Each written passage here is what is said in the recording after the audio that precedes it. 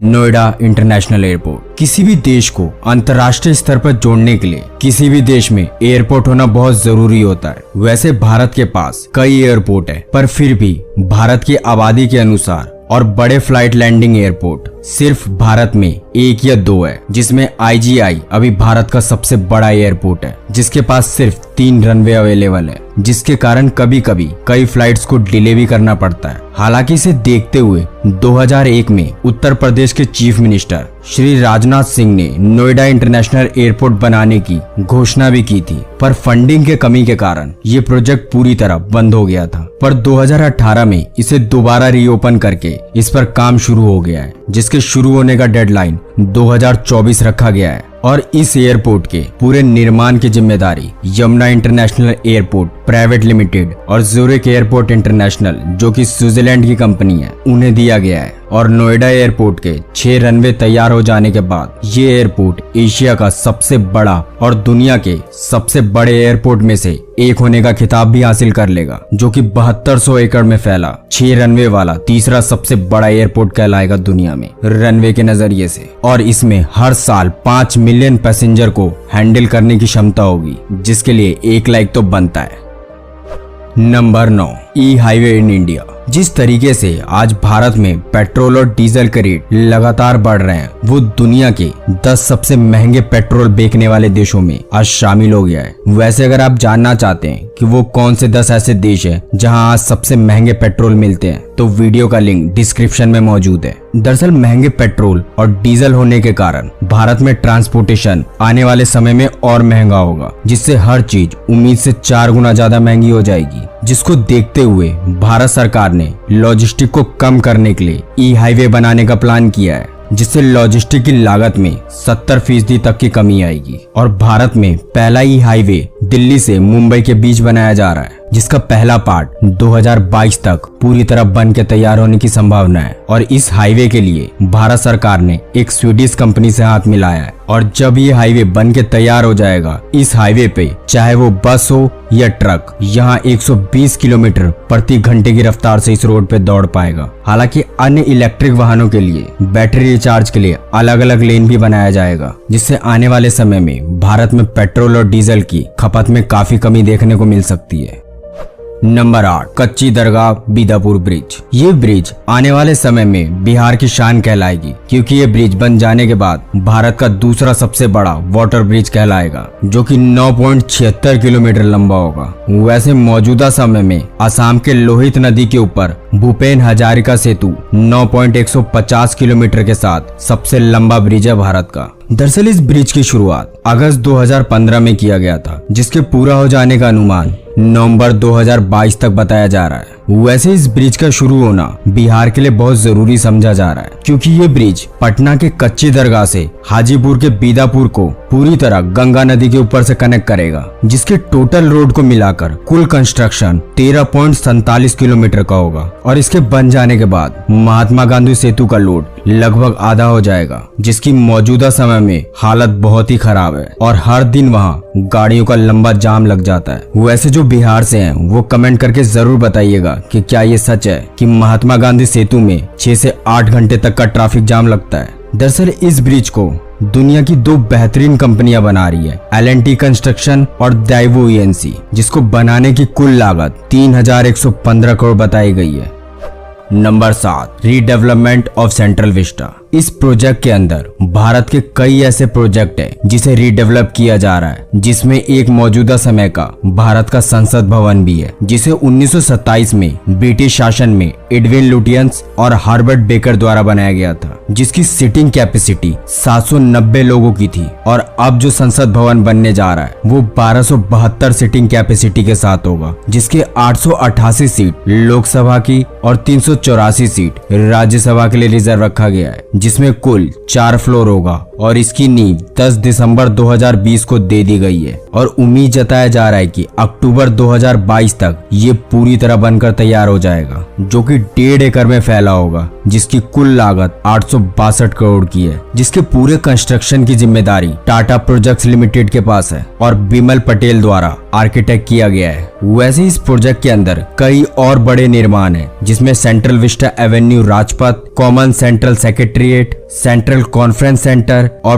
प्रधानमंत्री और vice president के लिए उनके रहने के लिए रेसिडेंस और नया ऑफिस भी बनाया जाएगा इस प्रोजेक्ट के अंदर, जिनकी कुल लागत 13,000 करोड़ की है। साथ ही इसके पूरा करने की डेडलाइन 2024 तक रखी गई है। इसके अलावा इन सभी बिल्डिंग को पूरी तरह से भूकंप रोधी और हाई टेक्नोलॉजी से बनाया जा रहा है, जिसके पूरा हो जाने के बाद ये सारे भवन विश्व भर के आकर्षण का एक केंद्र बन सकती है।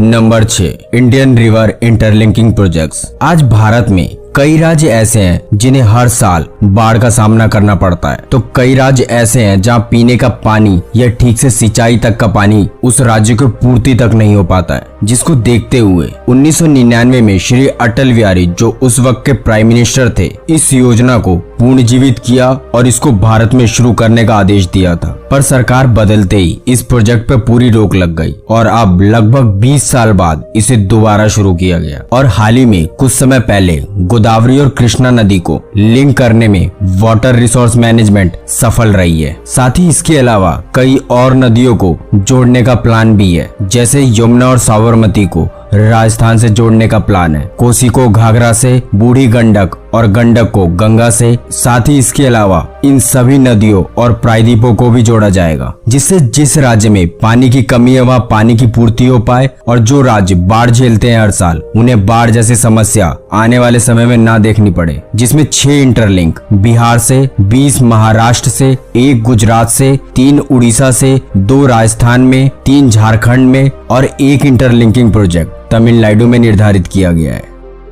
Number 5, Banihal Qazigund road tunnel. ये टनल नेशनल हाईवे के सबसे कठिन इलाकों को बाईपास करेगा, जिसे BOT यानी बिल्ड, ऑपरेट और ट्रांसफर के आधार पर बनाया जा रहा है। मतलब इसके गैस निकालने और ताजी हवा लाने के लिए इसे एग्जॉस्ट सिस्टम से जोड़ा जा रहा है। साथ ही इस टनल में लगभग 124 jet fans, 234 CCTV modern cameras और फायर फाइटिंग सिस्टम पूरी तरह से इंस्टॉल किया जा रहा है, जो कि जम्मू से श्रीनगर को जोड़ेगा। और इस टनल को पूरा हो जाने के बाद जहां जम्मू से श्रीनगर जाने में 2 से 3 घंटे लगते थे, वही जम्मू से श्रीनगर 15 मिनट में पहुंचा जा सकता है, क्योंकि जम्मू से श्रीनगर की दूरी 16 किलोमीटर घटकर मात्र 8.45 किलोमीटर की रह जाएगी। साथ ही पूरे टनल की CCTV से निगरानी की जाएगी, ताकि बाहर से कोई प्रवेश न कर पाए, जिसको बनाने में कुल लागत 2100 करोड़ रुपए बताई जा रही है, जिससे जम्मू और श्रीनगर के आम नागरिक को काफी सुविधा होगी। साथ ही वहां व्यापार को भी बढ़ावा मिलेगा रोड के सुरक्षित होने की वजह से।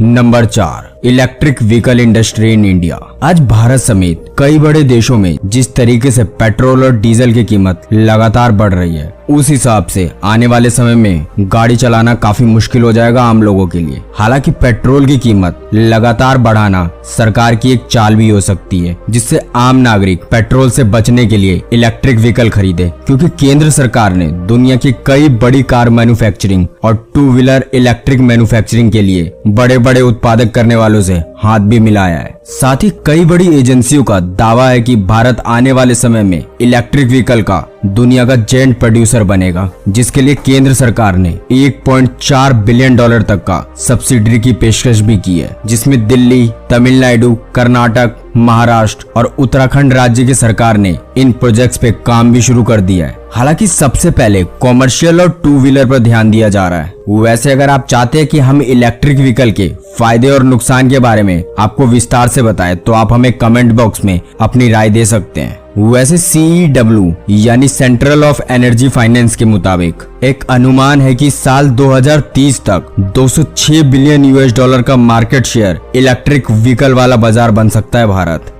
नंबर 3, वंदे भारत। वैसे तो हम में से कई लोग इस ट्रेन का पहले भी सफर कर चुके हैं, पर 75वें अमृत महोत्सव पर हमारे देश के पीएम द्वारा 75 वंदे भारत ट्रेन चलाने का निर्णय लिया गया है, जो कि भारत के कोने कोने तक पहुंचेगी और इसकी डेडलाइन 15 अगस्त 2023 तक रखी गई है, जिसके पूरा हो जाने के बाद भारतीय रेल का सफर पूरी तरह बदल जाएगा। क्योंकि जो आम लोग राजधानी जैसे सुपरफास्ट ट्रेन और एसी में सफर नहीं कर पाते थे, उन लोगों के लिए ये ट्रेन काफी सस्ता है, जिसके कारण आम लोग भी इस ट्रेन में आने वाले समय में सफर कर पाएंगे, जो कि पूरी तरह से जीपीएस टेक्नोलॉजी और अल्ट्रा मॉडर्न फीचर की फैसिलिटी से भरपूर होगा। साथ ही ऑन बोर्डिंग अनाउंसमेंट से लेकर वाईफाई की सुविधा भी उपलब्ध होगी और लगभग 160 किलोमीटर प्रति घंटे की रफ्तार से चलेगी, जो कि पूरी तरह से मेक इन इंडिया और इलेक्ट्रिक ट्रेन होगी।